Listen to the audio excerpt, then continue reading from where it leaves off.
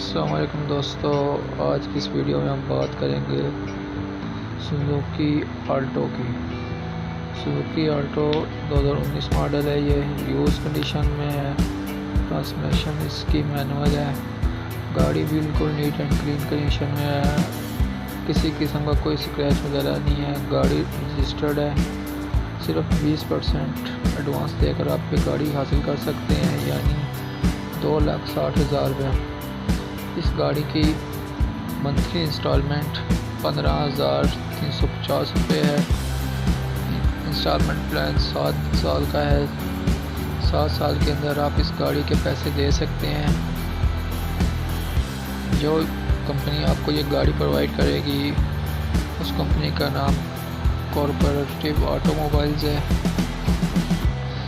Life time free tracker है। कोई किस्म के हिडन चार्जेस नहीं है। किसी किस्म के एक्स्ट्रा चार्जेस भी नहीं है। अगर आप इस गाड़ी को ख़रीदने में इंटरेस्टेड हैं तो नीचे दिए गए लिंक पर क्लिक करें।